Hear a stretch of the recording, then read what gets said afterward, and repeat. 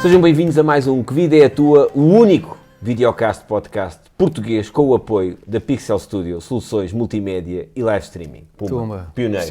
Agora quem quiser que venha atrás. É verdade, é verdade, é verdade. E quem é que temos hoje? Olha, o nosso convidado de hoje licenciou-se em Economia e quis trabalhar na banca, desistiu da ideia e decidiu enverdar pelo humor e criar o Gato Fedorento em 2003. Nessa década o humor em Portugal prosperou e a banca foi à falência. Coincidências? Em princípio, sim.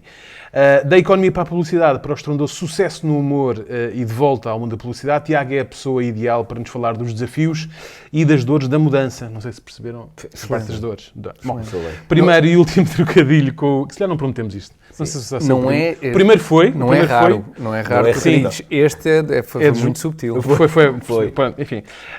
Senhoras e senhores, connosco então Tiago Dores. Muito bem-vindo, Tiago. Muito obrigado pelo convite. Obrigado. Parabéns pelas instalações. Isto é realmente ótimo. Não, foi um forte investimento que fizemos aqui. Para este episódio só. Só. Desmonta-se tudo. Isto era um barracão. Depois desmonta-se tudo e volta para o armazém. Tiago, que vida é a tua? Opa, isso agora tem tempo. Então, não? Temos, a partir assim. Eu acho que estou a precisar de uma terapia, por isso... Vamos a isso. Não, por onde é que querem que eu comece? A banca. Ter ido à falência é capaz de não ser assim tão coincidência. Se calhar se tivesse investido nessa área, talvez tivesse poupado o humor português a uma série de chatices e os contribuintes portugueses se calhar também. Mas de facto chegou a haver essa hipótese de trabalhar para uma entusiasmante carreira na banca. Não é que não seja, atenção, a carreira na banca é impecável, o pessoal da banca, tudo espetacular. Mas de facto pôs-se essa hipótese e não me entusiasmou muito na altura e um bocadinho em desespero. E quando é que se pôs? Foi em desespero de causa? Foi no secundário, foi na faculdade, foi em desespero de causa? Não tão choninhas assim, se no secundário já andasse a pensar a trabalhar na banca, teria sido especialmente já grave. Foste para a economia, não é? Que normalmente a malta foge sempre de economia porque tem matemática. Certo. Nesse aspecto o caminho não foi exatamente o mais clássico dos clássicos, que era fugir à matemática logo no nono ano. Eu até gostava mais ou menos de matemática, embora esse gosto tenha decrescido com o passar do tempo e passei na faculdade, depois passei a testar porque não percebia nada daquilo.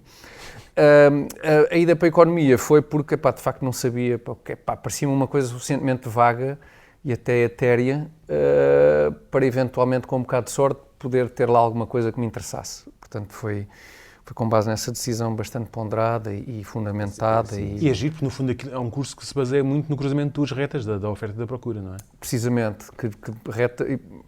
sabes muito, olha, aprendeste mais, sabe mais de economia gestão. Do que eu. Não, lá está, depois há a malta de gestão que realmente aprende coisas, que são úteis. E depois há a malta de economia, que não é Sim. Nós temos neste momento aqui um licenciado em Economia, um em Gestão e uma Matemática. É um agrupamento de choninhas. Sim. Um agrupamento de choninhas. Neste momento, se cai aqui um míssil, metade da capacidade de computação do país vai abaixo. É que não fazia ideia. Olha, eu agora estou humilhado até, porque realmente eu sou o gajo de nós três que não sabe nada de coisa nenhuma. Que lá está, que fugiu assim para uma área meio nebulosa de uma série de coisas que não são bem coisa nenhuma. E que era um bocadinho o que eu procurava.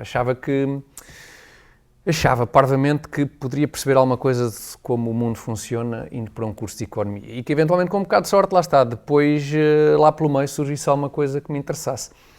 Não foi exatamente isso que aconteceu e portanto acabei o curso mais ou menos como tinha entrado, sem saber muito bem o que é que havia de fazer. Lá está um bocadinho ao contrário, por exemplo, da malta de gestão que eu acho que até começa a perceber ali que realmente há aqui uma forma das coisas funcionarem, de pormos ideias a funcionar e eventualmente criarmos negócios e por aí fora. A malta de economia não. E portanto, pus essa hipótese do mundo fascinante da banca, quando acabei o curso. Eu achei que... Mas porque conhecias alguém?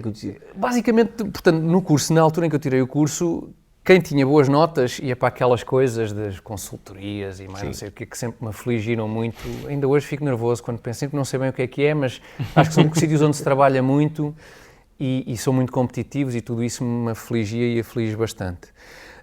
E a outra hipótese era para aquelas coisas também de malta que começa a vender chocolates naquelas marcas tipo Mars e assim, não é? No marketing, para depois chegar ao marketing também não me interessava nada. Depois a malta que tem mais notas, não só, mas os que têm mais notas têm a hipótese de eventualmente de um estágio na banca que depois dê seguimento a uma carreira na banca. Nada disso me entusiasmou por aí além, não sei bem porquê, porque de facto passados alguns anos percebeu-se que o mundo da banca até é tão animado e passam coisas tão giras, tão criativo. Ora, aí está, tão criativo. E eu, parvamente, na altura não me apercebi disso.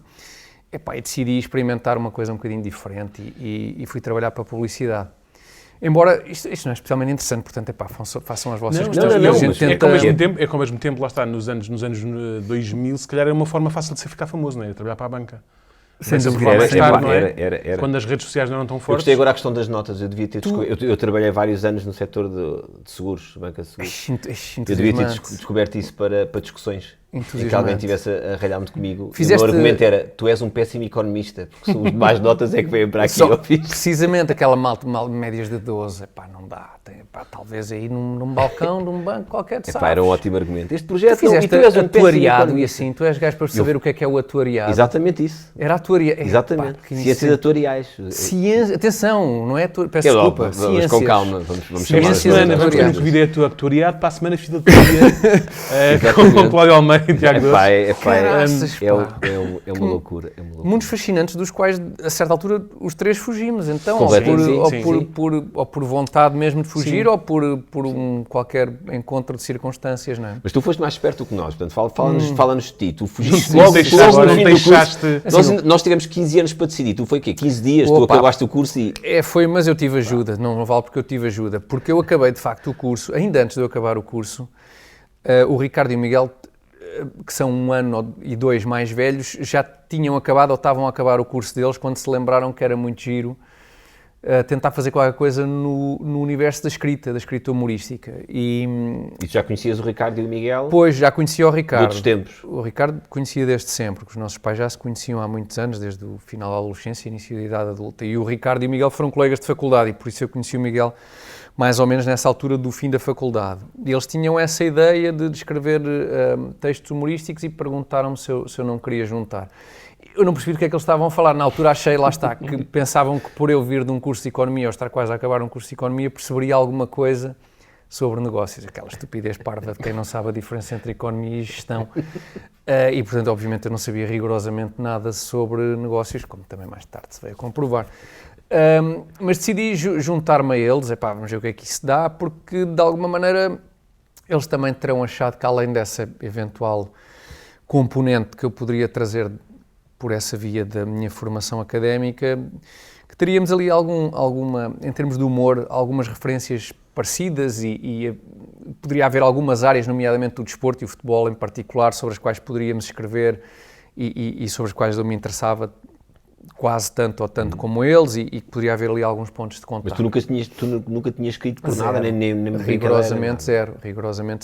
Tínhamos muitas referências humorísticas, e isso eu sabia, em relação ao Ricardo, nomeadamente, parecidas por força do que vimos quando éramos putos e da adolescência e do que nos habituámos a ver, porque os nossos pais também viam, os Monty Python, o Woody Allen, por aí fora, o Herman, depois, obviamente, o Herman estreia em 83, se não estou em erro, com o tal canal, e aquilo apanha-nos ali numa altura em que tínhamos 8, 9, 10 anos, que é muito marcante e pronto, e isso ajuda-nos um bocadinho a perceber que olhávamos para o humor ou para talvez já um bocadinho mais especificamente para a escrita do humor ou para os formatos humorísticos que nos interessavam e que tinham ali algumas coisas em comum. Já não era só na ótica do utilizador, não era só de estar a ver.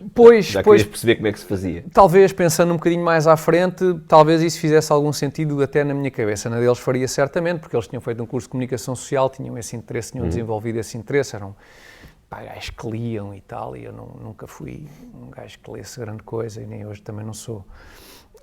Mas pronto, então tentámos esse projeto, ainda formámos uma empresa e ainda vendemos um trabalho, uma revista que se chamava 20 anos. Foi uma empresa chamada Argumentos de Peso. Essa. E vocês fizeram um total de um trabalho. Um trabalho. Não foste demasiado ambicioso quando deste o plural à empresa, Argumentos de Peso? É possível que sim, ainda foi numa perspectiva um bocadinho ambiciosa. Foi um argumento. Havia um segundo em vista. Por outro lado, atenção, o trabalho foi feito, foi publicado e, mais impressionante ainda, foi pago. Incrível. Portanto, acho que só por isso ainda assim compensa, quase que compensa. Sim. Nomeadamente o facto de ter sido pago foi muito impressionante. Sim. E a valores que hoje em dia seriam, não me lembro quais foram, mas que certamente hoje em dia, estamos a falar de 1996 ou 97, não sei que ainda estava a acabar o curso, portanto há de ter sido por aí. Mas pronto, depois ficou por aí a empresa porque eles, entretanto, seguiram outros caminhos dentro da área da escrita humorística, através das produções fictícias e, portanto, a coisa...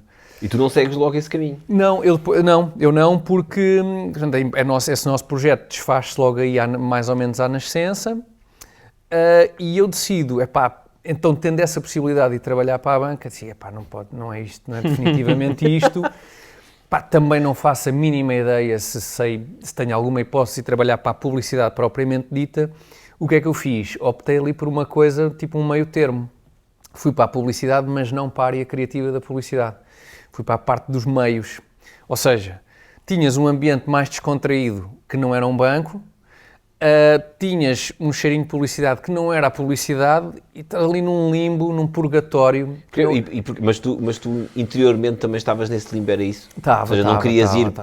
Não fazia a mínima Querias ver um bocadinho de tudo? Ainda hoje não faço sim, sabia que por ali não queria ir e sabia que por ali tinha imensas dúvidas se conseguiria ir. E então pensei, talvez aqui no meio consiga ter um vislumbre daquilo que eu não sei se consigo fazer. Também não se confirmou, não consegui ter muito esse vislumbre, mas por outro lado sei que não vou por aquele caminho, que não me interessava mesmo.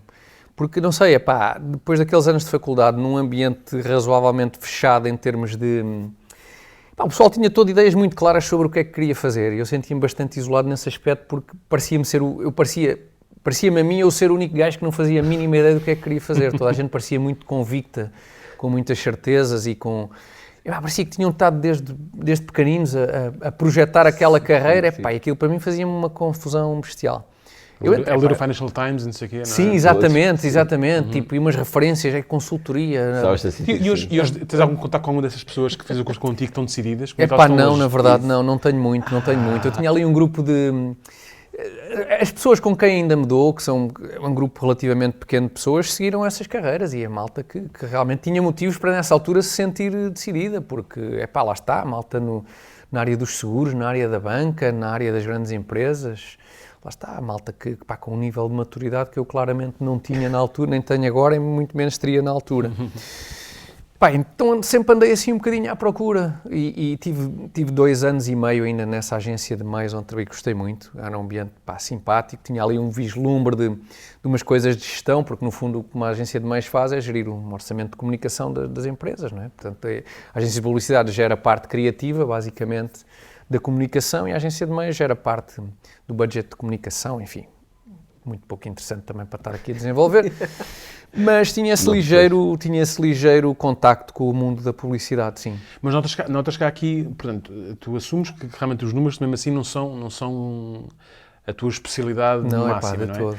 Mas por outro lado também não és muito bom a interpretar, não é? Porque repara, porque foste para a economia, porque a banca, estás a chegar a qualquer sítio. Recrutamento, não é? Recrutamento para publicidade e tu, não é? Termo, é assim, uma medianiazinha sempre muito, não é? Sempre aí por uma medianinha. Mas é bom, normalmente lá está, não te tornas um especialista, não é? Especialista é alguém que é bom, muito bom numa coisa.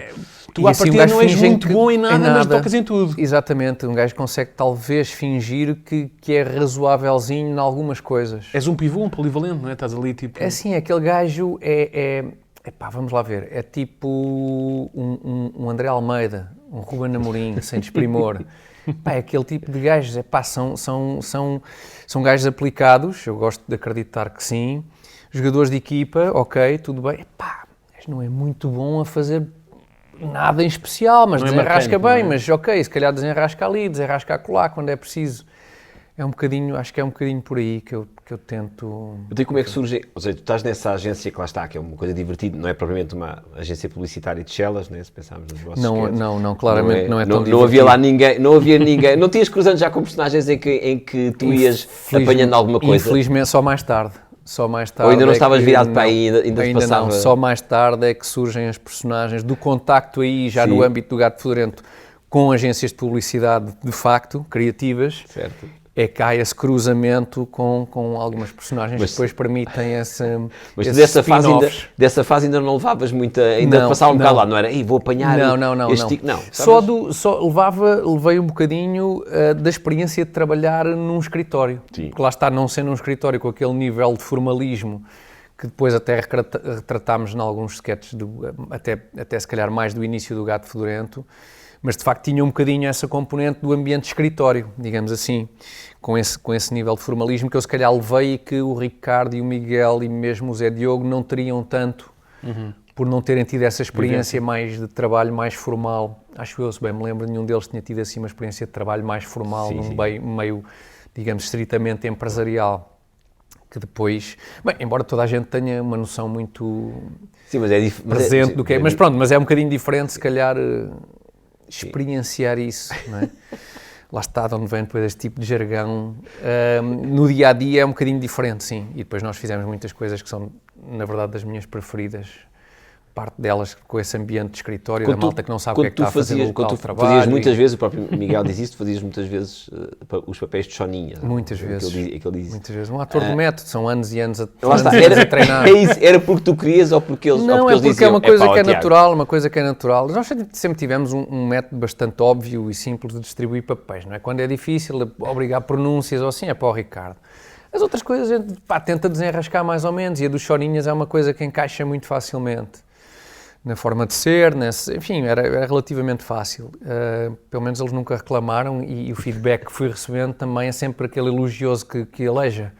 Epá, muito, muito bem a fazer daquela personagem mesmo estúpida e muitos choninhas sem interesse rigorosamente nenhum.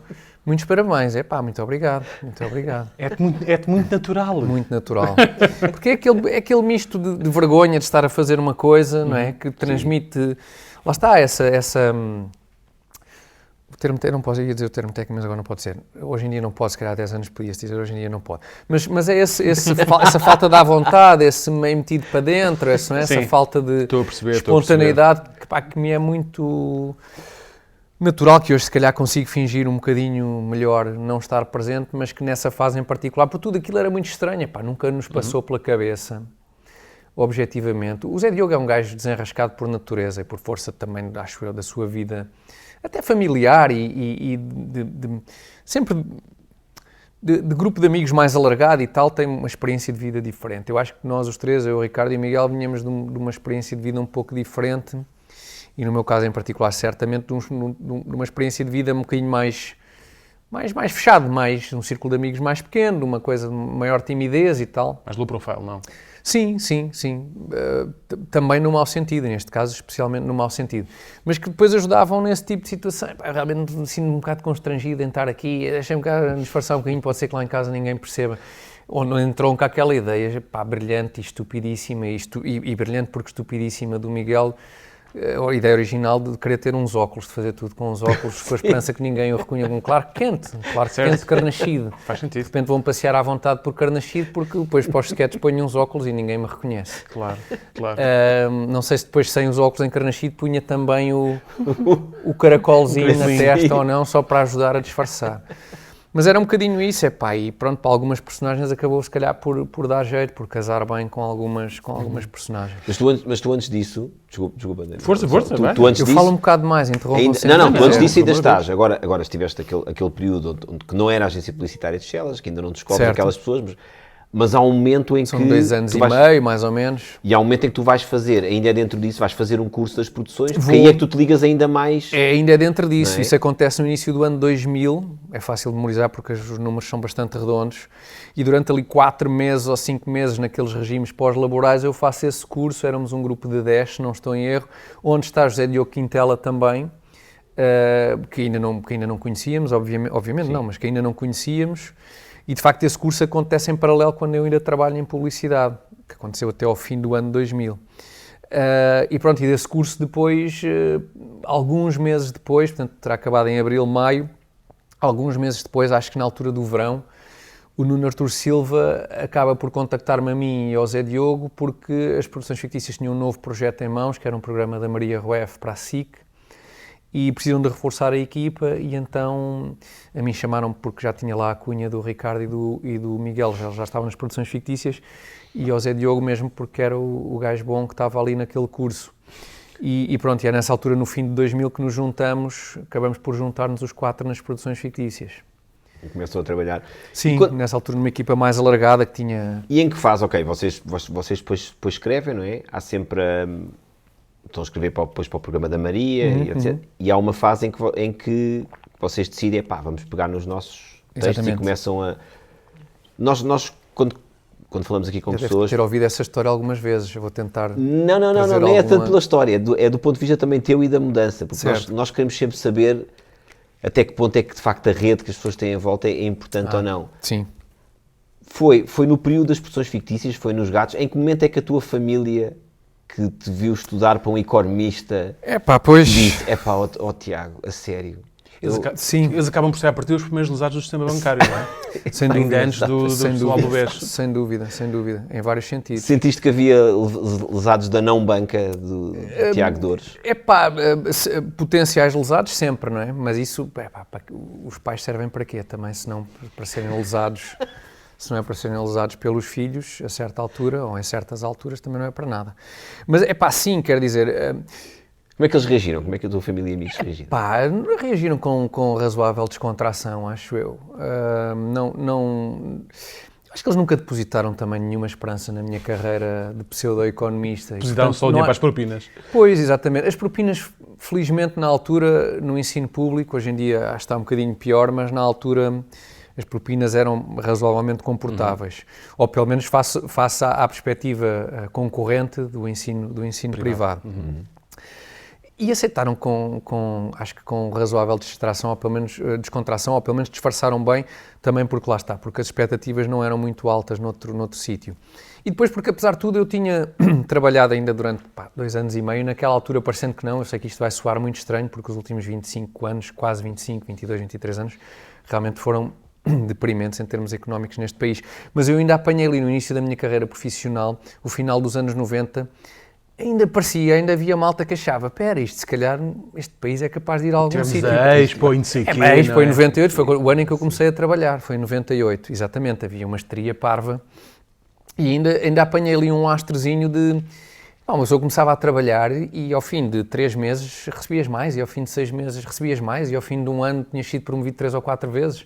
E ao fim de 2 anos e meio, eu tinha ali um pé de meia sabendo que, aguento aqui uns meses, porreiros, agora vou para as produções fictícias, vamos ver o que é que isto dá. Se não derem nada também volto para trás, na pior das hipóteses, não há de ser assim tão difícil. Conseguia-se arranjar emprego com relativa facilidade.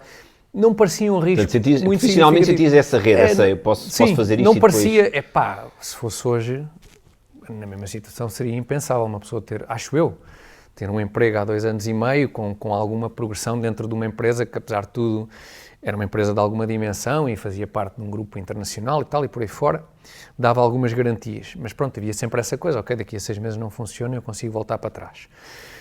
Acontece que depois, ao chegar às produções fictícias, houve ali uns meses até arrancar o programa da Maria em que as coisas estiveram um bocado tremidas, depois arranca o programa da Maria, também financeiramente as coisas começam a compor-se, depois em não muito tempo também começamos a escrever para o Herman na rádio. O Herman na altura tinha uma crónica diária na Antena 1 e acho que a Antena 1 é o primeiro projeto em que estamos os 4 a trabalhar, só os 4. É para o Herman na rádio ainda antes do programa da Maria, porque no programa da Maria estamos os 4 com mais é um grupo bastante alargado de guionistas, mas na rádio estamos só os 4.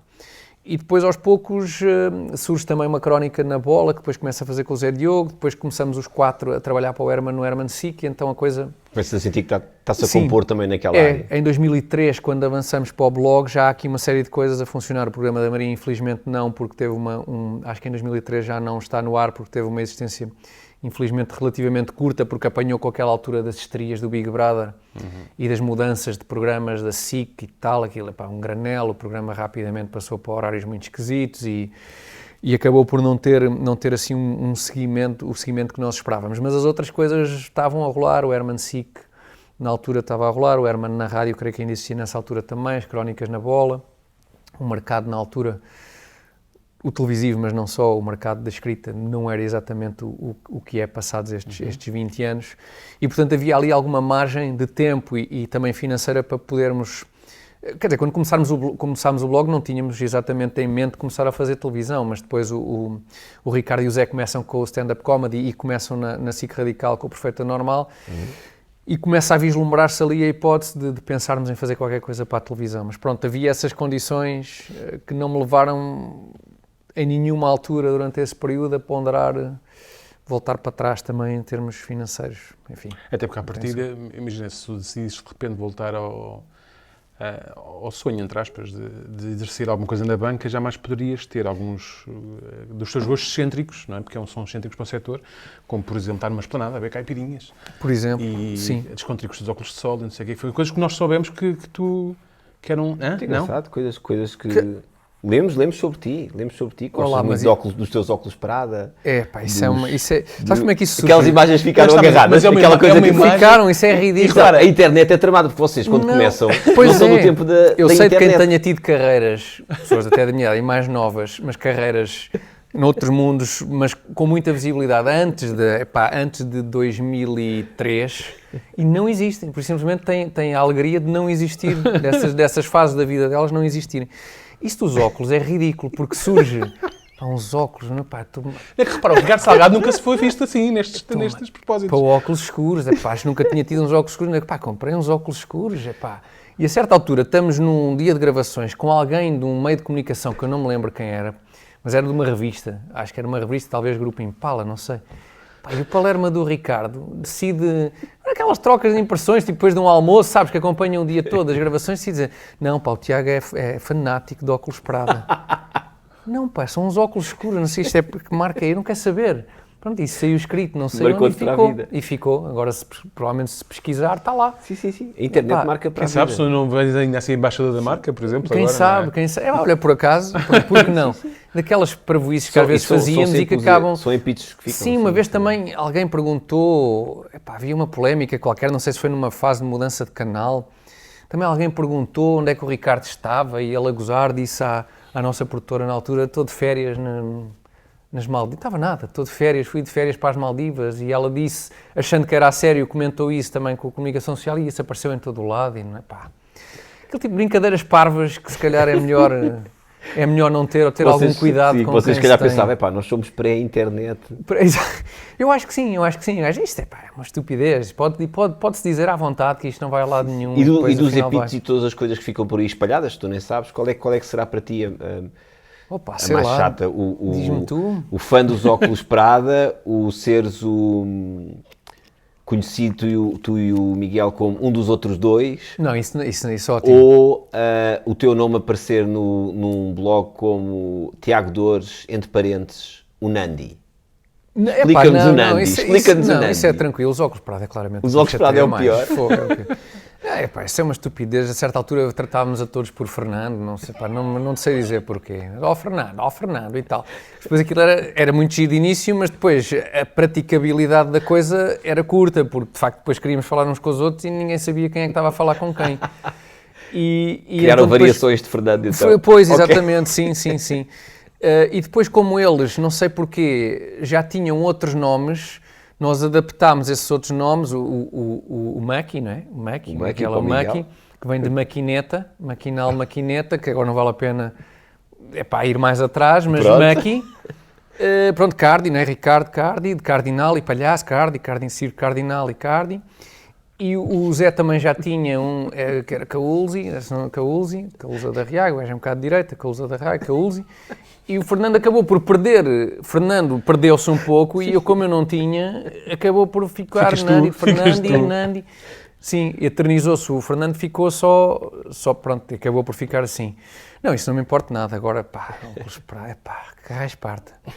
Os óculos. Raios, não me estou a borrifar. Tens alguns ainda nos dias de hoje, não? Não tenho nenhum, nem vou dizer marcas de óculos de sol. Ando com uns que apareceram lá em casa, daqueles de promoção, que vieram não sei o quê, com umas hastes verdes, que aquilo era de uma marca qualquer. Bem com o Homo. Ainda por cima.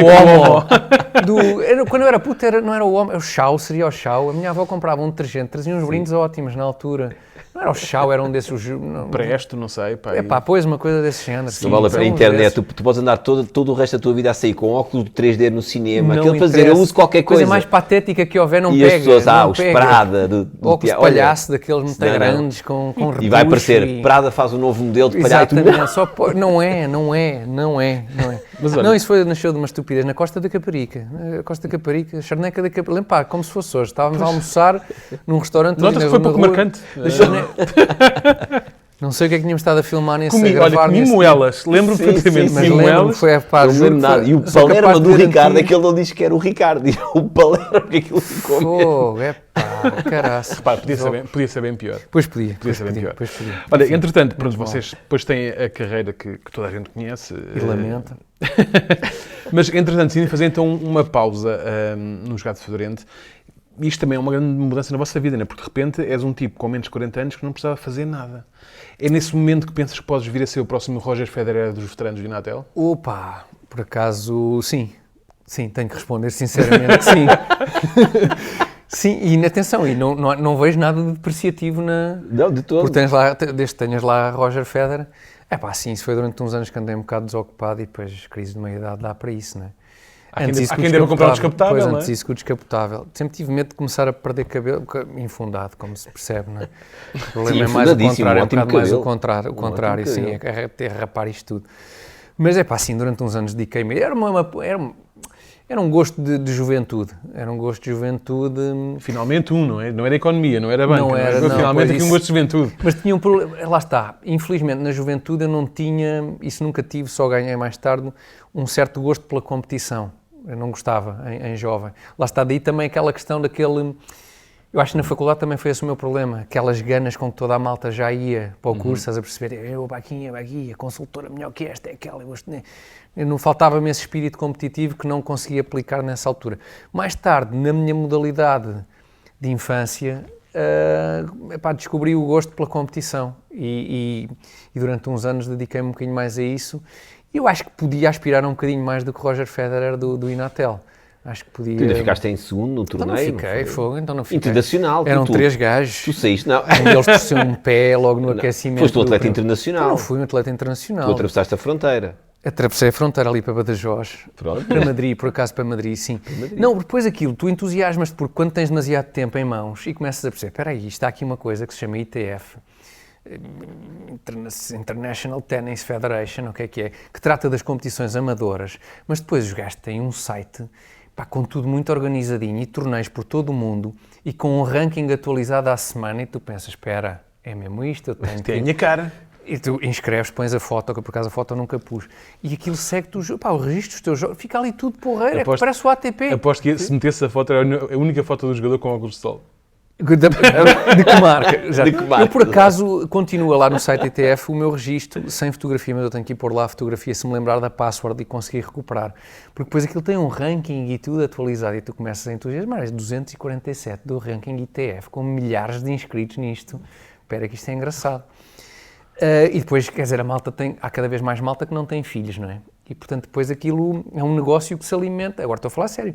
É uma coisa gigantesca, com torneios pelo mundo fora. E há malta que investe naquilo a sério, ou porque já criou os filhos, ou porque está a borrifar para os filhos, ou porque simplesmente não tem filhos. E foi o meu caso durante esses anos, investi um bocadinho nisso, até tentar perceber, até descobrir que de facto havia um sentido na vida, se calhar um bocadinho mais importante. Acho que o ténis é muito... é uma inconfidência de Miguel Góis, acho que posso dizer. A que nível é que está Miguel Góis nesta fase?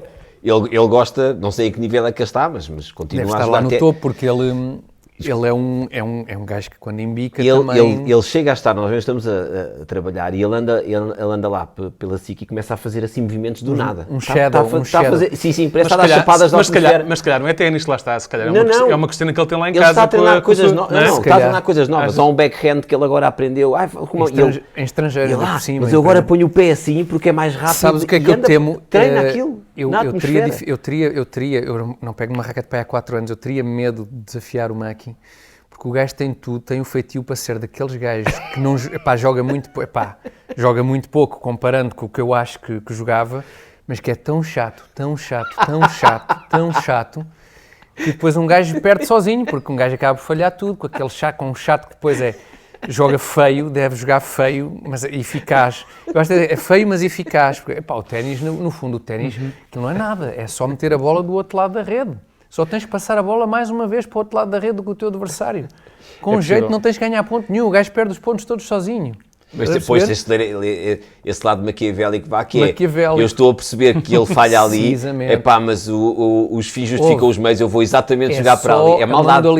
É só isso. É uma modalidade que, neste nível intermédio dos veteranos e tal, é uma modalidade que é só isso. Um gajo que saiba fazer isso não perde com ninguém. É ter maldade. Perde com aqueles gajos que jogaram desde putos e que fizeram um circuito ATP e tal, e que depois continuam a jogar em veteranos, isso esquece, esses pões de parte, esses não importa quantas horas vais treinar até o resto da vida, nunca vais ganhar. Os outros gajos todos, os gajos que que curiosos que começaram a jogar mais tarde, ou que tendo jogado sempre, mas nunca atingiram um grande nível. Um chato desse género, e eu conheço vários pessoalmente, e um grande abraço, vocês sabem de quem eu falo e gosto muito de vocês. São os piores gajos com quem se jogar. Atenção, eu uma vez estavas lá, praticámos um curto 3x3 em basquete e a meio eu fui ofendido pela minha dimensão física. Mas porquê? Porque sentiram aquele... Porque eu tenho uma vantagem de altura, não é? Então, e a partir de cá uma coisa que eles conseguem fazer bem, fica lá uns... São muito... Não vamos dizer quem, mas um tira a camisola. É verdade, indignações. Começa a dizer, o gordo faz... Então, mas o basquete não é senão uma modalidade criada para que quem tem condições físico-atléticas para tirar proveito disso, o faça, não é? Sim. Mas eu reconheço isso que tu disseste em maldade e em chatice, são atletas profissionais. São atletas profissionais. É ser maldoso, aquilo não é jogar, é ser maldoso, é gostar de ver as outras pessoas sofrer. E eu conheço alguns casos assim e é exasperante. Então o ténis foi mais... Mas foi ali um interregno, foi certo. demasiado tempo livre. Mas como é que é essa fase? Porque gato fedorento não é... Nós às vezes dizemos isto, os gato fedorento. Gato fedorento não é um grupo de humor qualquer, não é? É uma super banda, é uma coisa que vocês atingiram um nível de notoriedade. Como é que é talvez, como é que é o day after? Como é que é o...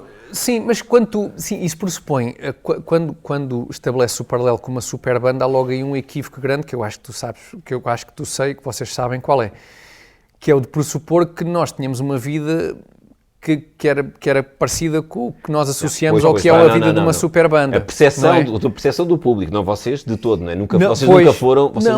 Por isso, lá está, eu acho que a percepção que as pessoas têm em relação a essa mudança é muito diferente do que a mudança foi na realidade por força de nós já termos uma vida que na verdade não mudou muito apesar dessa mudança. Ou seja, as nossas vidas pessoais e familiares nunca deixaram de ser muito diferentes daquilo que foram sempre, porque apesar de eu perceber o que dizem em relação ao impacto de algum do trabalho que fizemos, nós sempre funcionámos muito em circuito fechado, digamos assim. Mesmo enquanto trabalhámos para canais de televisão, nós sempre entregámos projetos tipo chave na mão, sempre tivemos uma equipa muito fechada, relativamente pequena, fazíamos o nosso trabalho, largávamos a bomba e íamos para casa. E esse ir para casa nunca foi muito diferente de um ir para casa literal, nunca foi andar a partir quartos de hotel, nem a pontificar grandemente em revistas sensacionalistas, a não ser por ser um fanático de óculos Prada. Mas mais do que isso não, e portanto... Quando se dá essa mudança na verdade nunca significou uma mudança muito grande no nosso estilo de vida e por isso nunca sentimos muito isso, não foi de facto uma grande mudança. Eu percebo, mas para as pessoas em geral foi, não é? Porque às tantas nós começamos a receber por e-mail mais vezes os vossos vídeos do que, por exemplo, os vídeos caseiros da Pamela Anderson com o Tommy Lee. E isso é lamentável, e diz muito do mundo em que vivemos, porque há muito bom cinema como esse para ver na internet e é lamentável quando as prioridades são... Repara, as pessoas veem mais também porque, se calhar, pela percepção que se tem até do humor, e tu há bocado deste mais chega quando disseste, há aqui um termo técnico, mas eu não vou dizer agora, que é se calhar há menos pessoas chocadas ainda com os vídeos da Pamela Anderson do que com o sketch do Fernando que vai a casa ofuscado. Precisamente. E isso tem o seu quê de preocupante, eu diria de bastante... Não, sem dúvida, é um bom ponto, sim. É muito provável que sim. Que hoje em dia vídeos como os da Pamela Anderson sejam usados em escolas primárias para explicar aos meninos o que é educação sexual... e coisas que nós dissemos, acho que 80% ou 90% das coisas que nós dissemos, eu cada vez que não são muitas as vezes, mas das últimas vezes que me aconteceu, eu estava mais alerta para isso, que me convidam para ir a uma escola ou falar um bocadinho com os miúdos, sei lá, entre o 7º e 8º ano, ou o 9º, 10º, 11º, e me pedem para ver sketches, e eu alinho, sim, vamos ver esse sketch. Normalmente alinho porque tenho uma ideia muito vaga do que é o sketch, mas muitas vezes não me lembro das falas todas. E de repente começo a ver coisas tipo, isto não devíamos ter posto. Ia com caraças, não Mas tu sentes depois do público coisas algumas perguntas ou não? Ou és tu? Sinto que às vezes da parte dos adultos há um incómodo. Às vezes são coisas em passam que eu não me lembro porque, aquelas porcarias que às vezes a gente usava para arrancar um sketch, sabes como é que... Às vezes não sabes como é que has de começar. É aquela coisa de, porque ele não tinha personalidade jurídica, e não é isso, e é outra coisa qualquer só muito estúpida. E pelos padrões de hoje, potencialmente muito ofensiva. Ou qualquer coisa lá pelo meio, que está um comentário qualquer completamente lateral, não falo tipo de uma agência criativa de Chelas, porque esse é obviamente todo ele, e deu um gozo desgraçado de fazer, porque nós usávamos pouco esse tipo de linguagem e deu muito gozo extravasar nesse sketch em particular. Mas percebo que hoje em dia, de facto, há muita coisa que é ali um bocadinho incomodativa, ou pode ser, tem o potencial de ser um bocadinho incomodativa, porque todos estabelecemos que há este policiamento da linguagem hoje em dia que tão apertado que nos constrange a todos, se não no resultado final daquilo que fazemos, mas naquele exercício de autocensura, quer queiramos, quer não, temos sempre à partida quando fazemos alguma coisa, não é? E que eu temo que seja hoje mais restritivo do que queremos escrever, do que, vocês responderão por isso, tanto ou mais do que eu, não é? Porque é o vosso trabalho também. Mas que corre o risco de constranger muito aquilo que fazemos hoje em dia. E não se passou assim tanto tempo, não é? Pois é verdade, e até porque nos dias de hoje o que já fica difícil é perceber o que é aquilo que é aceito ou não é aceito, não é? Sim. Porque às tantas podemos estar a falar sobre tapioca e pode ser... E sabes o que é eu... E é também o facto de... Não é que tu não tivesse essa noção na altura. Nós tínhamos noção na altura, um sketch sobre o Pinto da Costa. O Pinto da Costa não é um bom exemplo, porque hoje em dia continua-se provavelmente a fazer a mesma coisa sobre futebol, e futebol, apesar de tudo, se calhar nesse campo até não é dos melhores exemplos, mas sei lá, a gente pode fazer piadas sobre a Floribela e sabe perfeitamente que vai chatear a Luciana Abreu, ou pode fazer piadas sobre um outro assunto. Eu acho que a diferença é que na altura a gente pensava, e então? Vamos fazer a mesma, E não sei se hoje em dia a reação é exata. Se a reação é tendencialmente a mesma, tipo, quero lá saber, vou fazer a mesma. Ou até que ponto é que essa descontração está restringida? Até que ponto é que há de facto um constrangimento maior? O caso da Luciana Abreu não é um bom exemplo, é uma coisa sem qualquer relevância, mas temas com outro impacto. Sei lá, os amigos que salvam o amigo da homossexualidade, é uma coisa, feita na nossa cabeça totalmente inofensiva, uma coisa só engraçada, que nos pareceu engraçada. De repente temos um Marialva, o que é engraçado ali é ver um Marialva que acha que faz algum sentido. A questão é essa, que o próprio sketch em si, ou esses sketches, podem ser vistos sempre dessa perspectiva. A perspectiva que faz sentido, que é, olha, estes amigos parvalhões vão chamar um Marialva e acham que resolve, e acham que só porque o tipo gosta disto ou diz, eu gosto muito da tua decoração. Precisamente, Mas achas que parte das pessoas serem mais sensíveis, ou, se lhe agora perdoem-me, ou mais estúpidas, no sentido que existirá alguém que olhe para aquilo e pense, então, mas isto não podem fazer isto, não vai acontecer. Não é tipo, alguém olha para aquilo e pensa, eu acho que há muita gente preocupada em transmitir, porque hoje somos todos figuras públicas, não é? Toda a gente. É incrível porque a verdade é, e eu agora remetendo um bocadinho para os tempos do Gato Fedorento, a parte de ser figura pública, tirando o interessantíssimo income financeiro que isso trazia, a parte de ser figura pública era a parte que não nos interessava do negócio. Ou seja, se a gente pudesse trazer para casa exatamente o mesmo, sem nunca aparecer, isso era um sonho. Hoje em dia, é óbvio que toda a gente quer ser figura pública. E toda a gente quer gerir a sua persona pública nas redes sociais da forma que acha que é aquela que é mais correta, politicamente correta, e, portanto, toda a gente quer fazer essas demonstrações de virtude e quer parecer tão correto e tão virtuoso quanto acha que é correto ou virtuoso parecer-se hoje em dia. E, portanto, eu acho que há essa... É instintivo, eu acho que não é sequer as pessoas sentirem-se legitimamente ofendidas com o que quer que seja. É a necessidade de ser o primeiro a aparecer,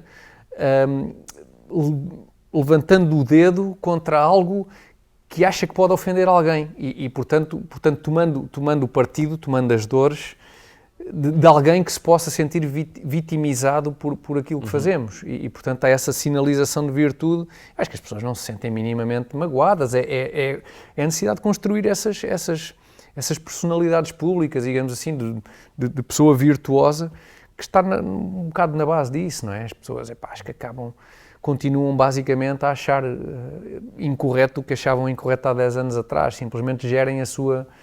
Por força de terem essa imagem pública, acham que devem gerir essa imagem pública de uma certa forma. Tem mais espaço também para divulgar isso, não estão mais expostas às próprias necessidades. Querem estar expostas, não é? As pessoas não têm necessidade nenhuma de estar expostas. Podem partilhar as suas opiniões não publicamente, supostamente, acho eu. Como se fazia antes, como se fazia há 15 dias, não era? Nos seus círculos de amigos, sem ter uma câmara a apontar, sem ter que partilhar com uma imensidão de gente que não conhecem ou com os quais não sabem se partilham a opinião ou não, mas como não sabem, provavelmente querem formatar essa sua figura pública àquilo que acham que é o cânone aceite dos tempos que correm, não é? Essa figura, quase essa imagem de santidade, não é? De defensor dos oprimidos e como os oprimidos pode ser tudo e qualquer pessoa, quanto mais eu possa sinalizar essa virtude, melhor. Mais salvaguardado estou, não é? Coisa que tu estás pouco marimbando aparentemente, porque repara, tu estás no ténis, portanto, saíste, estás mais low profile, estás numa atividade muito nobre como o ténis e entretanto tu voltas redescobrindo-te a ti, se calhar, politicamente, e dizendo, é verdade que sim. É verdade que sim. Eu vou aqui dizer umas coisas... Sim, um bocadinho, sim, na verdade. Mas é o contrário, sentiste que foi normal para ti ou foi mesmo um sentido do género, eu tenho aqui outra percepção e vou ter que dizer aqui umas coisas que vão contra a maré ou contra o que é que seja? Não tenho nenhum espírito justiceiro de todo, nem muito menos sinto que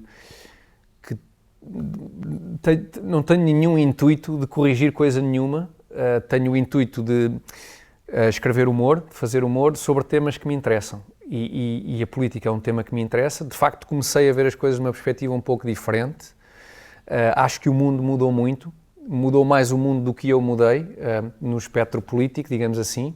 Eu mudei um bocadinho, em simultâneo o mundo mudou muito em sentidos contrários e então de repente eu pareço estar num sítio que não é muito diferente do sítio onde estava o Bill Maher, o comediante stand-up comedian, não, o host de talk shows há anos nos Estados Unidos, diz isso com piada, eu acho muito acertadamente. Ele diz, eu sou o mesmo liberal que sempre fui, que fuma cannabis a torta e a direita e que não quer saber de nada. Vocês é que foram todos para ali e eu de repente, que era um gajo, um liberal americano pelos padrões europeus, é um tipo tão de esquerda quanto um americano pode ser enquanto liberal, não é? E hoje em dia é um fascista, para 80% da esquerda americana é um fascista. E o gajo diz, não, pá, estou exatamente no mesmo sítio, sou exatamente o mesmo gajo. Então, mas nesse teu ponto, és tu que és uma Zita Seabra com graça, ou é o mundo... Excelente referência. Ou é o mundo por acaso, que... agora a sério, uma ótima referência. Sim, em certa medida, sim. Ou foi o mundo que te obrigou a ser uma Zita Seabra? Não, eu mudei um bocadinho. Deixei de achar... Passei a achar o socialismo bastante mais grave do que achava. Basicamente só por olhar um bocadinho mais atentamente para o mundo em geral e para os resultados dessa doutrina política, basicamente em todo o lado. Mas sim, eu andei um bocadinho e o resto do mundo foi-se todo embora. E de repente há um jornal como o Observador, pelo qual, com alguns colunistas em particular, pelos quais eu me comecei a interessar ainda mais, e surge a oportunidade. Eu faço-me convidado, mandei 2 crónicas para o Zé Manuel Fernandes e disse, pá, eu gostava de escrever aí, gosto do que vocês fazem, acho que é importante porque é um bocadinho, estranhamente é um bocadinho contracorrente e acho que vem na senda de uma série de outras coisas que comecei a ler e a ouvir também de movimentos liberais clássicos e conservadores americanos, um bocadinho em resposta a esta fuga para a extrema-esquerda de uma data de gente e mandei para o Observador ao Zé Manuel Fernandes e ele fez-me o favor de... Epá, eu continuo a agradecer todas as semanas por não correrem comigo, e já dura há 4 anos e tal, de me aceitar no Observador, e eu comecei a escrever para o Observador e comecei-me a interessar por... Sim, epá, e não achei que... Epá, nós vivemos há 50 anos em democracia, não é?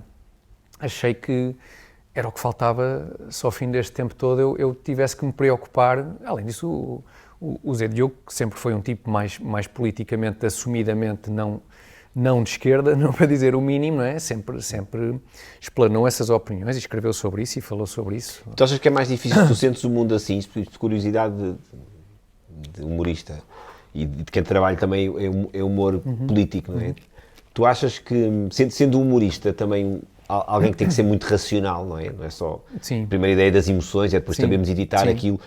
Achas que é mais difícil fazer humor quando tu tens essa ideia de que o mundo ou o país está mesmo a ir por ali, portanto ficas mais emocional, ou pelo contrário é mais fácil arranjar ideias? As duas coisas, eu acho que as duas coisas. Eu acho que há uma raivazinha, há muitas ideias e há uma raivazinha que não é má, que eu acho que não é má. Mas depois, depois a editar racionalmente é mais difícil? Não necessariamente, mas dá aquelas ganas de sentir um bocadinho contra a cultura. A verdade é essa, é que A cultura está toda de um lado hoje em dia, não é? Os meios de comunicação, isto é válido para Portugal, é válido para os Estados Unidos, logo é válido para a cultura em geral. A academia, os meios de comunicação, as redes sociais, Hollywood, não é? Tudo puxa para um lado e de repente tu tens uma forma de pensar que no fundo, lá está, volta um bocadinho atrás, não é muito diferente da forma de pensar que eu tinha de há 15 anos, que ninguém liberal nos Estados Unidos tinha há 15 anos, não é muito diferente da que tem hoje em dia, mas por força desta mudança, de repente tu sentes um bocadinho contra a cultura, e isso é bom, porque eu acho que, não é que eu acho que o humor tem que ter esse papel, porque eu acho que o papel do humor é ter piada, mas ser parte de uma contracultura alimenta um bocadinho uma certa... Porque o humor como exercício o humor face aos poderosos, de uma maneira geral, é mais interessante, é o chamado punching up, não é? Pode ter mais potencial, é mais engraçado. Fazer humor com quem está mais indefeso ou tem menos poder pode ser igualmente muito engraçado, mas por norma é menos apelativo, acho eu, do que fazer humor com quem tem poder, não é? E nesse sentido é sentir um bocadinho contra poder, não é? Em Portugal, em particular, é claramente contra poder. Nesta fase, mais do que noutras, e nesse sentido eu acho que é interessante também por isso, acho que é interessante por isso. Olha, e neste regresso, então, ao Observador, neste regresso ao mundo do humor, sentiste alguma espécie, sentiste-te enferrujado, ou eras uma espécie de Cristina Ferreira e sabias onde é que o lugar das tacas? Não, senti um bocadinho... Desculpa, não percebi a última parte da Cristina do... Ou sentiste como a Cristina Ferreira que sabe sempre o lugar das estacas? Recorda-se sempre. Sempre, não é? Uhum. Sim, embora o meu calçado seja mais económico e para compensar o que gasta sem óculos. E não tem nada lá dentro. Gasto tudo nos óculos e normalmente quando tem coisas lá dentro, o meu calçado é bicharada, normalmente não são... Nossas Senhoras, mas senti um bocadinho, eu senti necessidade de ensaiar ali um bocadinho antes de abordar o Observador, de ensaiar um bocadinho a coisa. Depois, quando estive na rádio durante 1 ano e meio no Observador, também confesso que fui um bocadinho a medo. Depois, gostei imenso de trabalhar em rádio, de fazer uma crónica diária na rádio, gostei muito, é um exercício tramado, principalmente quando é de manhã, pela fresca. Mas senti, mas gostei do desafio, senti um bocadinho, para já porque, e na rádio até mais do que na escrita, a pessoa está um bocadinho mais desprotegida, não é? E para todos os efeitos, trabalhar assim sozinho era uma novidade para mim naquele contexto. Mas senti um bocadinho, sim, mas achei que foi um desafio.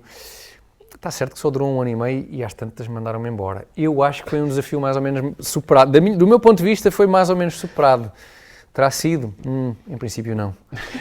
Mas sim, sinto um bocadinho, senti isso. Portanto, a minha ideia é tentar não perder muito o embalo e ter sempre o WD-40 por perto.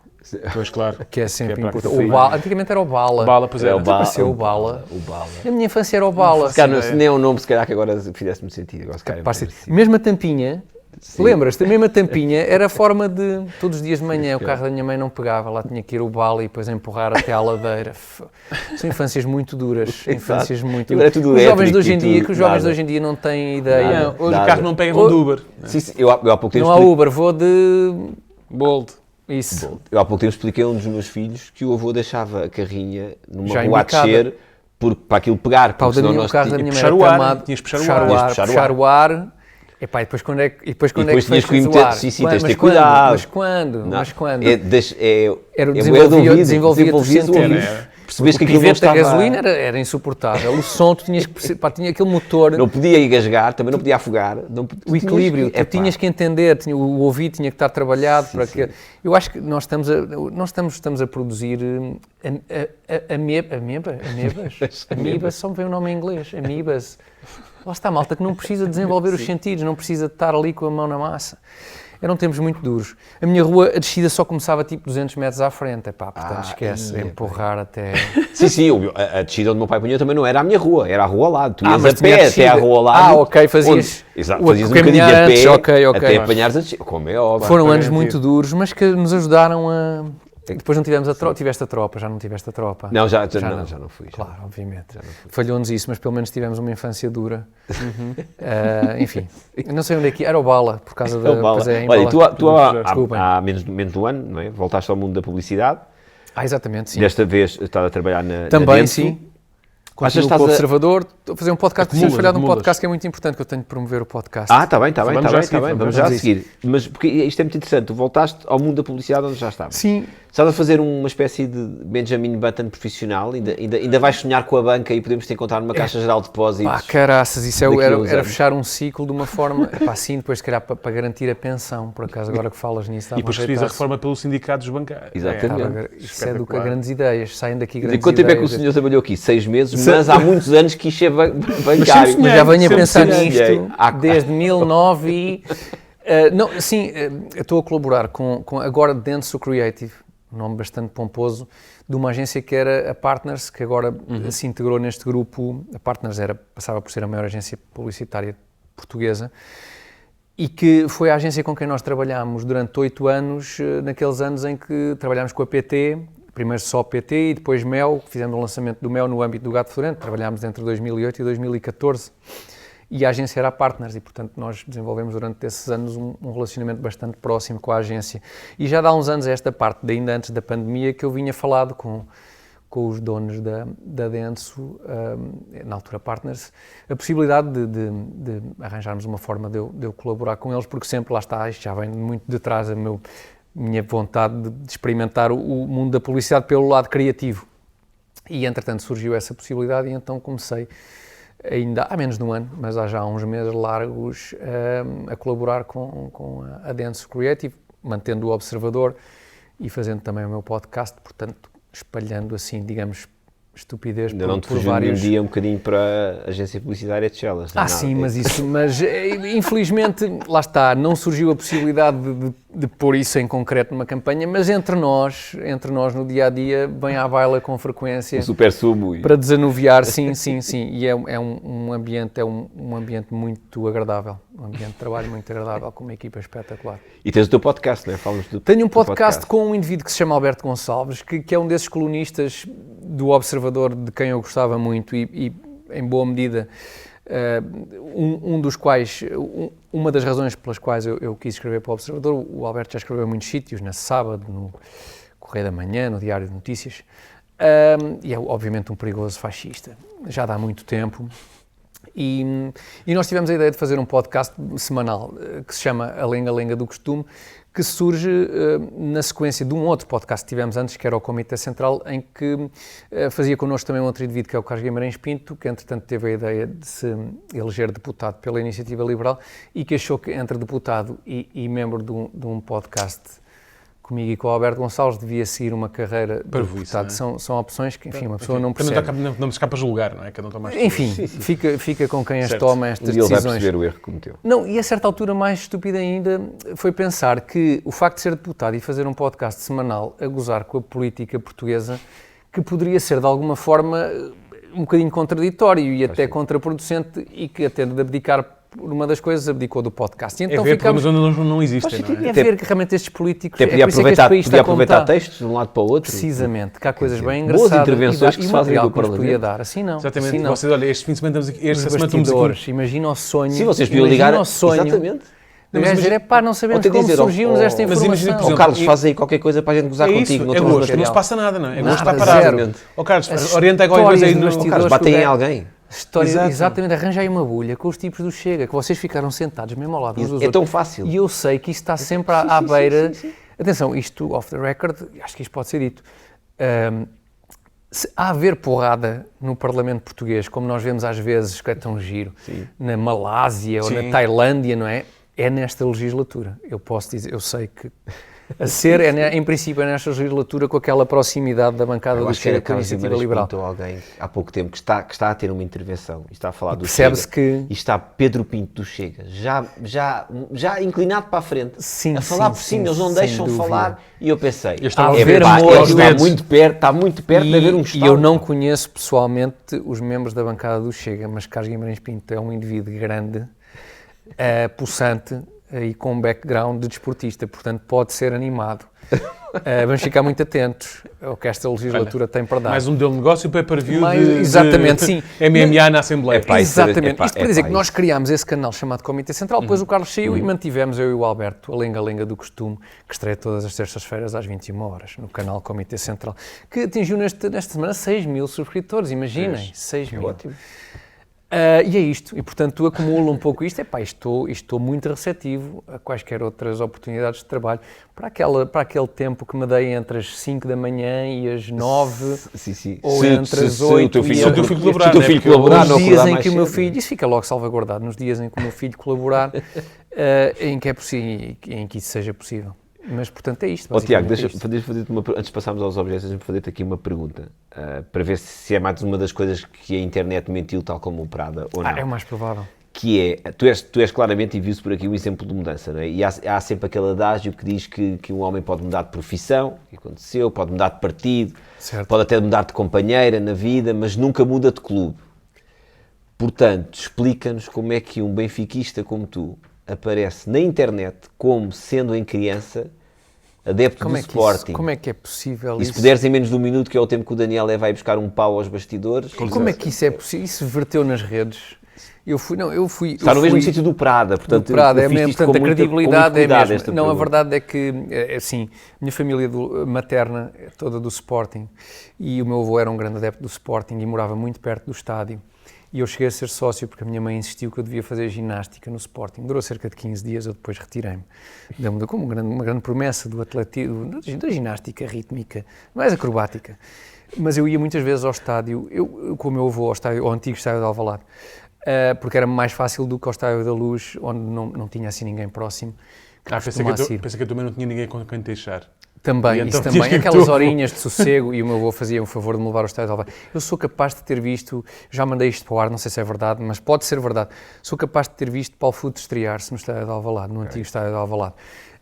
Depois, isto era anos 80, meados dos anos 80, e terá sido o meu avô, ele próprio dizia, anos 80 o Sporting não ganha nada, pensa lá bem. O teu pai é até do Benfica, e eu depois, tens razão, se calhar Benfica, e portanto eu sou um adepto do Benfica, fundamentadamente adepto do Benfica, portanto há aqui um background, uma espécie de uma vacinação que eu recebi e que depois que me resolveu esse problema. Tiveste em contacto com os anticorpos, não é? Precisamente. Um bocadinho Covid, a pessoa teve 2 anos ali em contacto. É um clube simpaticíssimo, clube de bairro, pelo qual eu nutro grande simpatia, habituei-me a viver sempre ali relativamente perto, já depois mais tarde também, portanto nutro simpatia. São importantes estas agremiações locais que ajudam a dinamizar as comunidades. Duvidas sobre ele ter mudado? Não, repara, e falavas há pouco que o futebol era das poucas coisas onde se podia dizer algumas javardices. Eu acho que essa chama clube também de já bairro, não. Eu não sei se... Não, mas atenção, pode-se dizer, mas com consequências. Aliás, sempre foi mais seguro fazer pouco de políticos, não é? Do Presidente da República, do que Pinta. Acho que é pá. Não, mas claro, temos um Sporting que é ali o Clube do Lumiar, temos o Benfica que é o Clube Carnide, temos o Porto Conto Mil. Há sempre aqui uma questão. Há sempre. Não é? São em sítios, não é? É verdade. São em sítios físicos. Mas as pessoas entendem isso como uma grande ofensa, não é? Olha aqui o Cláudio do Arieiro. Eu sou muito bonito. Sim. Atenção, Carnide ou São Domingos do Benfica? Não sei se Carnide é São Domingos. Acho que São Domingos, acho eu, não é? Eu acho que também São Domingos, mas Carnide, eu percebo. Carnide, eu também. Se eu tiver, olha o São Domingos de Benfica, não sou A. Dá-lhe uma dignidade, porque tem o Santo e depois tem lá o Benfica. E o Carnide é mais... Conto Mil. Conto Mil é tramado. E depois aquela coisa de Alvalade não ser em Alvalade também faz sentido. Porque Alvalade não é Alvalade, isto é Lumiar, é para Campo Grande, não faz sentido. Mas assim, aquela zona de Alvalade é mais, lá está, tu não consegues oferecer. Lumiar, não é suficientemente. Não é um Carnide. Não é. Eles ganham. O Carnide é forte, Parabéns, porque o Carnide é forte. Parabéns por ganhar a alcunha. Sim, o Carnide é forte. Só para termos aqui faz as perguntas, não podemos deixar de perguntar. Tiago, quais é que são os limites do... Estou a brincar. Exato.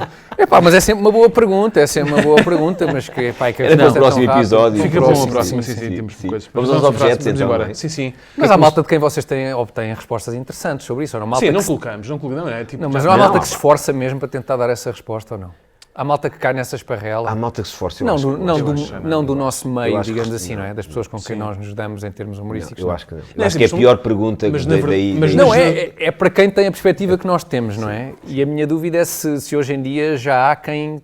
Eu lembro-me de um nome ou de outro, quem faça a carreira de inventar esses limites, não é? E de criar personas que vivem de ter esses limites, não é? Humoristas, citar nomes, mas aquele rapaz, o Faro, não é? Sim. Tipo, não é? Que constrói uma persona que é, basicamente, aparentemente é isso, não sei. Mas, enfim, acho eu. Mas lá está, mas também no final disso somos todos portugueses, portanto podíamos estar a falar sobre os limites do humor, podíamos estar a falar sobre o conflito israelo-palestiniano. Eu tenho muito a dizer sobre isso. Teríamos uma opinião muito forte, não é? Não te metas por aí, porque não temos tempo. Claro, exatamente. Vamos então limites do humor. Se é um conteúdo realmente sobre esse assunto, eu estou disponível. Está bem. É no podcast que fazemos a Cadê interessante? O conflito dos limites do humor. Eu soube essas regras. Tenho paciência sobre isso, recuso-me. Lamento imenso. Vamos aos objetos? Vamos aos objetos. Sim. É que nos trouxeste? Olha, trouxe esta coisa de romântico. Hoje em dia já não há, não é? Porque, escrever, escreve e tal. O gajo que escreve. Aquelas canetas, não é? Como aos óculos Prada, devia ser a Mont Blanc, do Hemingway, não é? Ou do gajo que foi à Lua e depois isto tem um sistema, em qualquer posição escreve a força da gravidade. Bic, canetas Bic. Eu, em sede própria e na altura, a certa altura, referi que só gastava canetas Bic, porque não valorizo e porque as canetas são coisas que se perdem. E portanto a Bic é uma coisa boa que a certa altura teve uma grande mais-valia. Já agora faço aqui uma publicidade. Não sei quando é que isto foi introduzido, mas eu reparei a certa altura, no nosso tempo... Eram fechadas. Assim até podes engolir à vontade a tampa já, que não engasgas. Arranhas mesmo um bocadinho a entrar, e depois também sair também deve arranhar, mas por outro lado, em princípio não faleces. E portanto, eu acho que é o tipo de caneta que eu sempre usei. Chamei a atenção, a certa altura, até quando assinámos um contrato, foi muito falado, foi falado, não foi muito falado, mas a verdade é que recebi um grande caixote de canetas Bic na altura e esta ainda é uma dessas que vem de 2008 para aí. Eu prometo, pensei que tu ias dizer, que na verdade, foi muito falado, na verdade eu recebi um grande cachê, ele diz, na verdade eu recebi um grande caixote de canetas. A Bic terá pensado, fazemos alguma coisa com estes gajos, manda-me uma caixa de canetas. Manda aquele estoque que temos ali de canetas avariadas. Esses bandalhos mandam uma caixa de canetas, já é ótimo, bem mas olha que mesmo dentro das Bic... Mas das grandes, não das pequeninas, quais das grandes? Atenção que, mesmo dentro das Bic, há Bics e Bics. Mas esta é a clássica. Não, há umas mais grossinhas, tem 1.6 mm. Olá. Porque aquilo é uma coisa assim. E há aquelas douradas e não sei o quê, sim, já em metal, não é? Sim. Isto é clássica. Mas atenção. Esta nem é bem a clássica por causa do furinho. Mas atenção, muito giro. O furinho permite respirar caso engolose de tampa, mas tenho um tio que ia-se ficando porque enfiou a parte de cima da caneta, essa partezinha, na outra ponta. Aquela que fecha. Estávamos a jogar ao quente e frio, aquela coisa do quente, frio, e ele escondeu no nariz, só depois não conseguia tirar. Foi hospitalizado. Portanto, e como é que ficou o jogo? Ele ganhou, realmente não encontramos, claro, de facto, mas valeu a pena porque ele... Portanto, um furinho aqui é o que tu preconizas. Ou então uma forma de não ser possível tirar isso. De não ser possível. Mas depois de tanto roer, até porque isto é para roer. Ou aqueles avisos americanos de não jogar ao quente e frio com isto. Precisamente, um rótulozinho aqui. Sim. E quando o pessoal mascava a própria carga e depois rebentar. Uma paródia que não era. Caraças, a paródia que não era. Não percebo porque é que os nossos filhos não acham imensa piada a isto. E hoje em dia tudo enfim. Nem sabem escrever à mão. E o outro objeto? Outro objeto, eu não sou um gajo muito pegado, falámos um bocadinho disto, apegado a objetos. E pensei, deve ter lá umas moleskins mesmo, armadonas em boas, com coisas do início do gato, deitei tudo fora. Mais provável tenho ido tudo fora, mudanças de casa foi tudo fora. Por isso, trouxe um livro, os livros não deitei todos fora, grande parte deles deitei fora, mas guardei alguns. E é de um tipo que eu nunca mais revisitei, Dave Barry. É um colunista americano muito pouco conhecido em Portugal, e mesmo nos Estados Unidos não sei se será muito conhecido, que é um tipo a quem o Ricardo me apresentou nos idos dos anos 90, como uma boa referência de colunista. Este tipo teve uma coluna durante décadas no Miami Herald, e com um tipo de humor muito engraçado, acho eu, muito descontraído. Neste caso, Complete Guide to Guys, com aquelas coisas que hoje em dia, provavelmente, eu não revisitei. Provavelmente isto hoje em dia é diretamente para o caixotinho do lixo, assim que chegasse à editora, caixotinho do lixo. Mas, tem muitos livros, o gajo tem dezenas ou mesmo centenas de livros. Acho que ganhou um Pulitzer até de comentário, não sei. Ganhou um Pulitzer mesmo escrevendo no Miami Herald. Mas isto, pois, eu acho que sim. Mas isto, ele terá começado a meio da década de 80, portanto, quando provavelmente se podia escrever quase tudo. E, eu lembrei-me, achei piada, pesquisem, deve existir centenas de coisas deste tipo. Eu acho que continua a ser bom. Eu abri aqui à balda. Pesquisem antes que seja reescrito. Antes que seja reescrito. Eles começaram pelos 5, Enid Blyton, Agatha Christie, e pronto. Ele tem sorte de não ser muito conhecido. É possível, se calhar vai passar under the radar. Desculpem as expressões em estrangeiro. Por baixo do radar. Mas pronto, Dave Barrys. Pronto, este nome ficou-me porque quando olhei para a minha estante de livros, que hoje tem muito pouca coisa, porque eu fui, como vos digo, fui descartando muita coisa, estes ficaram e acho que vale a pena. E pronto, e como me remete para essa altura em que talvez também através deste tipo o Ricardo e o Miguel me tentaram convencer de que poderíamos ter alguns pontos em contacto em termos de estilo de humor e que poderia ser engraçado escrever e que talvez escrever não fosse um exercício assim tão do outro mundo como eu pensava que poderia ser. Acho que é uma boa referência. Diz aqui, da Pulitzer Prize winning humorista e tal do... Tem a chancela. Tem a chancela aqui mesmo em baixo, por acaso não tinha reparado.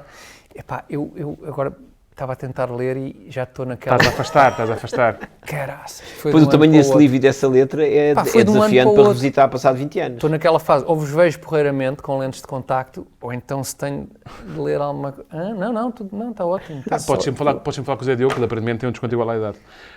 Opa, deve ter... Se tem um desconto de antiguidade também em cima desse, deve trazer bom dinheiro para casa quando lhe dão os óculos. É verdade.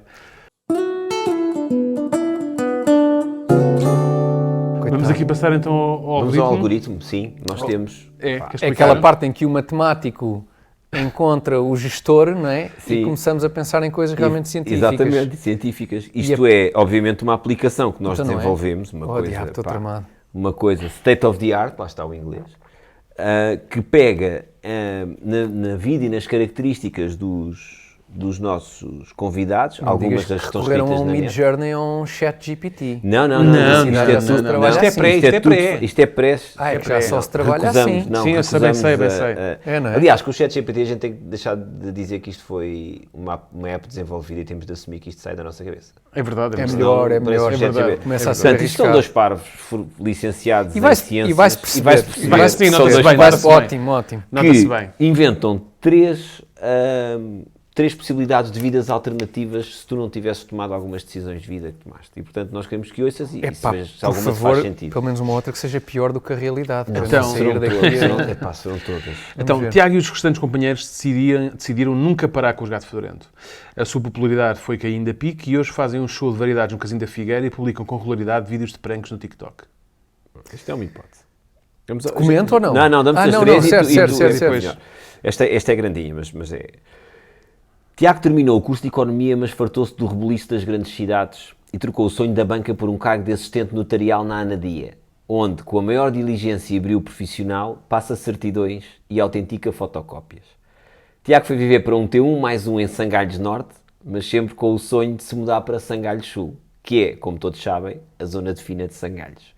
Em 2008, Tiago fica subitamente milionário ao processar os 3 elementos do grupo de humor Gato Fedorento que, num sketch a gozar com os portugueses medianos, retratam jocosa e exatamente a vida de Tiago Dores. E por último, Tiago nunca abandonou o sonho de trabalhar na banca e deu-se muitíssimo bem. É hoje o banqueiro português mais famoso, por bons motivos. Hoje acumula a carreira na banca, que delega mais no seu aprendiz Horto Osório, com uma carreira de humor para a malta do setor. Auto-intitula-se Private Joking, numa clara alusão ao Private Banking. Epá, eu estou surpreendido só porque pensei que isto fosse só fazer pouco. Mas eu em todos esses cenários vislumbro, coisas ótimas. Vislumbras qualquer incrível. Ótimas. Olha, no primeiro, o domínio do TikTok. O que eu dava-me jeito de dominar as redes... Fala com o Capinha. O Capinha é o rei do TikTok. Capinha, um grande abraço, Jorginho. Muito amigo, de há muitos anos. Colega de escola de Ricardo Araújo Pereira. Podem explorar isso. Grande Capinha. Agora, a sério, conheço o Capinha há 30 anos. O domínio das redes sociais dava-me jeito até para perceber este mundo maravilhoso em que vivemos. O segundo cenário, ir viver para um sítio desse género, estou cada vez mais fã daquelas séries tipo Naked and Afraid. Sabem o que é isso? Alone. Quando largam um gajo no meio do Alasca. Agora aguenta-te aí 6 meses, ó campeão. Essa coisa de viver meio off the grid, desculpem os anglicismos, é uma coisa que cada vez me apela mais. Portanto, esse segundo, Grundfos Sangalhos, uma equipa já não sei de que, de vôlei ou de basquete dos anos 80, Grundfos Sangalhos, marca de bombas, Grundfos. Basquete ou era hockey? Hockey talvez, Grundfos Sangalhos. Acho que era um hockey. Talvez, portanto, essa tem essa componente. A outra teria a honra de ser o mentor da minha referência, António Horta Osório, que além de um banqueiro de renome que todos conhecemos, durante muitos anos também teve a barba mais bem aparada, não só do mundo da banca, como do mundo em geral. Aliás, foi por causa da barba que ele se tornou Sir, não é? Sir, porque a rainha pensou, então, mas você vive isto na banca e tal. Sim, mas o que é que está a pensar fazer em relação a essa barba? Manter impecável. Claro. Então, sim senhor, saca da espada. Eu acho que ele agora livrou-se da barba. Talvez, ele tem tido também muitas mudanças, e livrou-se a tempo também do Credit Suisse. Isso é verdade. Isso é que foi um também se livrou a tempo ali também da morte, não é? Que ele também teve ali uma altura, também teve muito mal de saúde. A sério, olha, isso não sei. Tipo um burnout e não sei o quê, não é? Viu ali as próprias prioridades dele e tal. Eu topei, lá está, eu tenho esse mérito, eu topei desde logo que ele tinha potencial. Isso topei. E que a vida na banca também, lá está, no balcão da Caixa, sem desprimor, pelo balcão da Caixa de Sangalhos Sul, que essa vida da banca é uma vida que pode levar uma pessoa... É muito estressante. Ao stress. Às 8h30 logo levar com os velhotes a querer levantar a reforma. E depois, depois ter que esperar até às 3h30 para fechar a... Sim. Então depois não há papelada para tratar. Pois, está bem. Ter que ir almoçar, nunca conseguir almoçar com os colegas porque temos que ir à vez. Pois é. Almoçar sozinho. É uma vida muito triste isso de solidão. E às 3h30 às vezes é de noite. Pois é verdade. É verdade. Não é hora de ninguém ir para casa. É verdade. Essa hora já é para estar recolhido há muito. Claro. Depois está a fazer tempo aos miúdos saírem da escola, precisas mais cedo do que ele. Pois é. Eu adorei esses três, todos eles. É sempre, lá está, look at the bright side of life, não é? Teres conseguido olhar para os três há em todos qualquer coisa que me dá um quentinho. E por outro lado também me deixa um bocadinho triste de ter escapado nesses não consegui chegar a todo lado. Não ter conseguido picar esses pontos, mas pronto, é o que é. É o que é, exatamente. É a vida que se tem. Bom, fala assim não é gato. Tiago, muito obrigado. Nós queremos acabar como terminamos normalmente, que é com uma canção. Muito musical. Agora entrava o César Mourão com a sua viola. Exatamente. Ganda César Mourão. Artista completo, sacana, pá. Mas não somos todos, temos os dois braços, duas pernas, não é? Talvez, mas esses gajos têm um bocado de raiva, de saber tocar instrumento e até ser afinado. Já tentaste tocar alguma coisa? Não, nunca tentei. Também nunca tentei, o que também não ajuda, dizem que não ajuda. Mas tentaste o ténis e chegaste. Mas você não chegaste. Depois queres fazer um brilharete nestas ocasiões e fazes o quê? Vocês também tinham sempre aquela sensação de quando estava num grupo de amigos e havia sempre aquele tipo que ia buscar a viola para começar a tocar. Certo. Lá vem este gajo para tentar inventar as miúdas. Pá. É esse gajo, é o engraçadinho do grupo, que eu também nunca fui, não é? Que é tipo o Eduardo Madeira, um gajo chega a qualquer lado e anima uma festa. Basta rir-se, não é? Basta rir-se e começa a personagens e o caraças. Está feito. Exatamente. Enfim. Exatamente. O gajo tem o quê? E tu a dizer, eu tenho de ir para o computador fazer a minha arte. Então adeusinho, eu vou-me retirar e vou só, se não se importa. Mas isto quando isto ficar pronto vai ter graça. Agora vocês nem imaginam o que é que vem daí. Muito triste, muito triste. Tiago, queremos acabar sempre com uma pergunta que é, porque isto é sobre mudança e tu, claro. És aqui um rei de excelentes mudanças de vida. O rei de alguma coisa, se calhar é disso. De excelentes mudanças. Excelentes coisas. E, portanto, se tivesse agora um amigo que chegasse ao pé de ti numa fase de mudança e te pedisse um conselho, que tipo de conselhos é que tu darias? Para constituir família cedo. Tratar logo desse assunto ao princípio, ok? Tipo, sabes, jogadores de futebol, o clássico dos jogadores de futebol. Sim. Certo. Casa com, logo, arranja uma mulher... Não interessa com quem, bem ou mal, não interessa. É tipo, arranja uma mulher, conversem, definam aí mais ou menos o que é que querem para a vida, estar casado e ter filho, avancem, tenham putos, porque isso, parecendo que não, lá está. Senão estás um bocadinho a disparar até tarde, potencialmente até tarde demais a disparar para vários sítios. Portanto, isso é o fundamental. Quando fazem disparar...